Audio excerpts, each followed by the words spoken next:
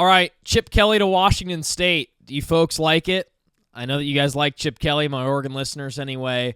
I would like it personally. I mean, I would really like it. Let's give some backstory here. Finally, the domino falls where Penn State's job gets taken by Matt Campbell from Iowa State.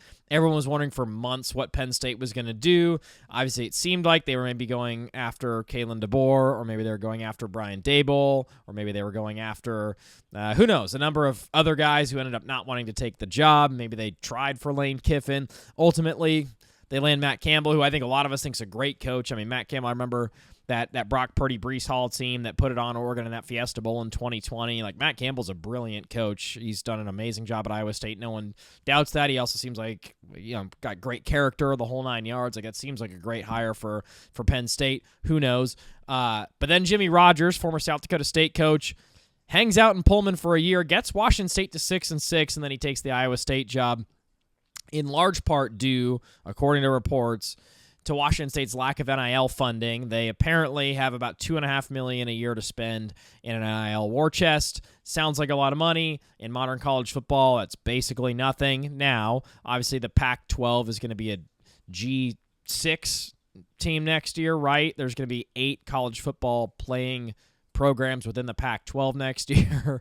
And those teams are pretty equal on resources, honestly. I mean, you think about Washington State, Boise State, Oregon State, like those teams are a lot more even on resources. So I think Jimmy Rogers did an amazing job this year to get Washington State to 6-6. I mean, you think about what happened to Oregon State this year. They won 2 games. They started 0-7. By the way, one of those 2 wins came against Washington State, but then they were blown out by the Cougs at the end of the season. The other win came against a team from the Patriot League, Lafayette from the Patriot League, the Leopards, folks. So, like, it was a disaster of a year for Oregon State, obviously. I thought Washington State had a really good year. Like, they competed with a lot of teams. They almost beat Ole Miss in Oxford, which would have been one of the craziest upsets of the season. They finished 6-6. I think that's a really good year. Like, I think Jimmy Rogers did a really good job. It's a bummer that he bolted. And, by the way, like, he was preaching loyalty the whole time, and he's here for the long term, and then he gets there and finds out they don't have that big of a war chest, and then he gets offered the Iowa State job, which I'm sure is a pay raise with a bigger NIL war chest, and he says, let's take it. Like, and here's the thing, too. Like, if you're Jimmy Rogers, if you have another couple of years at Washington State where you don't do so well, you're not going to get that Big 12 offer, right? So he's taking money, man. I mean, he's taking money and taking security. It's like Jonathan Smith when he went to Michigan State. I don't even know if he wants to leave Oregon State, but he has to. Like, the money is too good to pass up. It's just the nature of college football. So, next we go to who's taking the Washington State job. Chip Kelly is out there. John Canzano, JC, I subscribe, has written that Chip Kelly's, folks, people who are close to him, camp, have reached out to Washington State. Canzano writes that Chip Kelly's camp has reached out to Washington State. That's pretty interesting to me. I think Chip Kelly is an amazing coach. A lot of the shine is off him for some people. Obviously, he got fired midseason by the Raiders this year. That Raiders O-line, by the way, I've seen some guys who break down football at a super high level, like former D1 guys on YouTube. That's the worst offensive line in the NFL, and maybe the worst. It's worse than the Chargers, believe it or not. It might be the worst offensive line in like decades in the NFL. Like, the center on that team gets thrown back like 5 yards every play. Like, you saw Geno Smith last year for the Seahawks, got a $100 million contract. He played so well. He goes to the Raiders. I mean, he looks like a bum. You think that's Geno's fault, or is that the O-line's fault? It's not Chip's fault. We all know what a genius of an offensive coach he is. We saw it at Oregon, saw it at UCLA, saw him win a national title with Ohio State last year. Like, that ain't Chip's fault. That's for sure. You tell me. Okay, going back to Chip. He did an amazing job at UCLA. Obviously, is the greatest coach in the history of Oregon football by a mile. I would do it if I'm Washington State. Now, the wrinkle here is that we got Luke Falk chiming in. Folks, we got Luke Falk chiming in.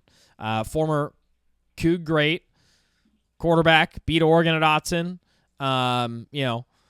Played under Mike Leach, totally understands the air raid. So here we go.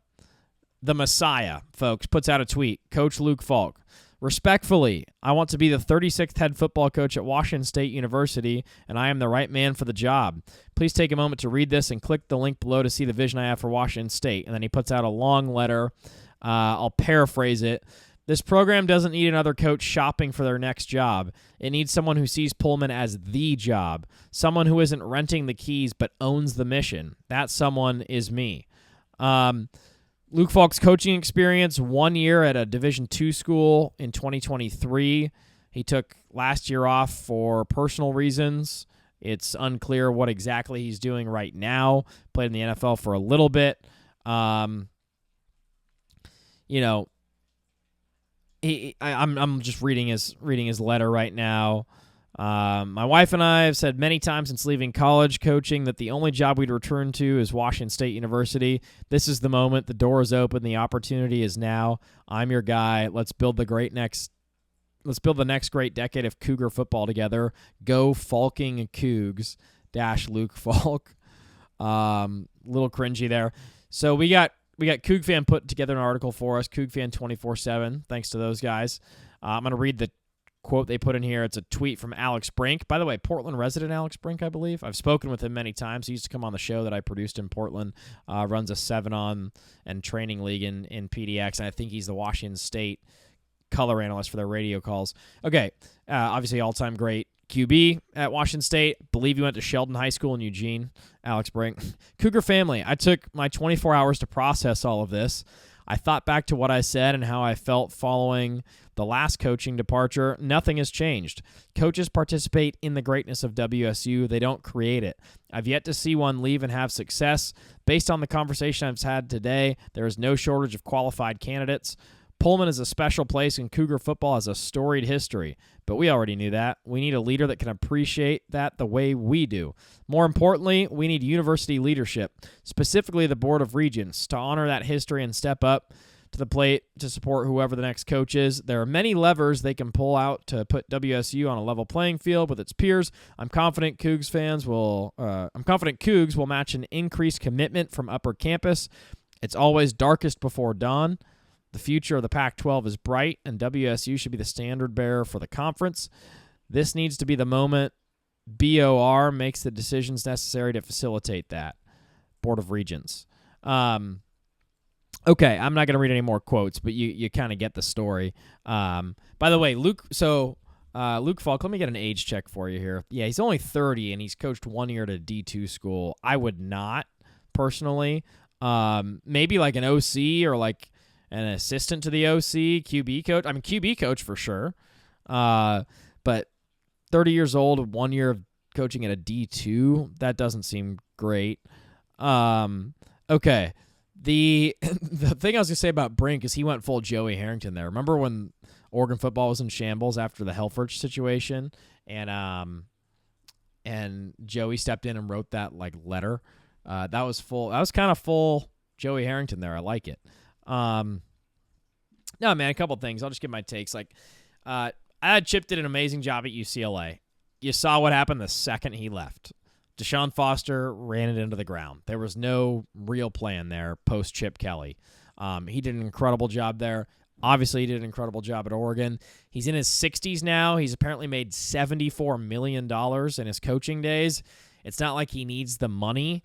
Because the thing about these Washington State and Oregon State and Pac-12 / Mountain West style jobs is the second a young, hungry coach starts to do really well and he gets an offer, he's going to leave, like Jimmy Rogers, younger guy. Like, I actually do think a lot of people like to bag on, like, quote-unquote retread hires. I actually think a retread hire could be good for those group of 5 programs like Oregon State, like Washington State, the Pac-12 Mountain West style programs, because, you're not going to hang on to them. Like, if Jamarcus Shepard has a ton of success at Oregon State, he's absolutely gone in 3 years. He'll get a Big Ten job. He'll get UCLA or UW. Like, if he has tremendous success at Oregon State. So I don't even mind the retread situation. And I'm not even sure there is a perfect fix for this. Like, maybe you do get a young up-and-coming guy who takes you to unforeseen heights, and then you're just like fine knowing that he's going to leave, because that is absolutely what will always happen at the G5 if a guy takes off and does really well. So maybe you're just happy with that. You're like, you know what? Screw it. Like, let's just enjoy the ride. I also like that mentality. Like, let's take a young guy who we like and enjoy the ride. The reason I think I like Chip at Washington State is because he's a brilliant offensive mind. He has extreme success and extreme experience in the Pac-12 footprint, obviously. So he knows how to recruit. Like, imagine Chip Kelly as Washington State's head coach next year.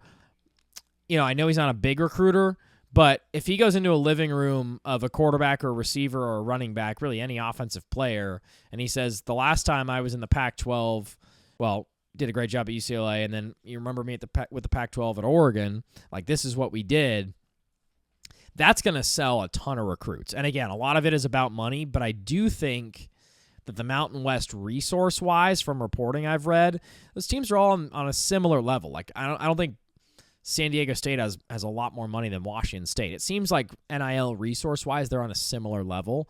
That's probably even a discussion the presidents and ADs had when they joined that Pac-12 in the first place. Like, let's make sure no one here has $20 million a year to spend, or even $10, $15 million a year to spend on their football program. Let's make sure we're kind of even resource-wise, and it certainly seems like that. So I like Chip Kelly to Washington State, man. I would absolutely love it. I thought he got a raw deal with the Raiders. You know, it's amazing, man. It's like the Raiders are so poorly run. It's like Pete Carroll, one of the great coaches in college and pro history, and one of the few coaches ever to win a Super Bowl and a national title, goes to Vegas and looks like an idiot. Can't do anything right.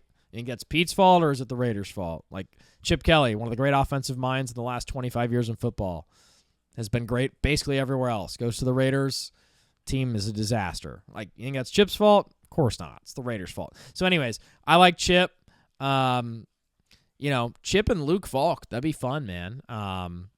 Get Steve Greatwood out there, get Don Pelham out there. Let's see it. I hope Chip Kelly goes to the Washington State Cougars.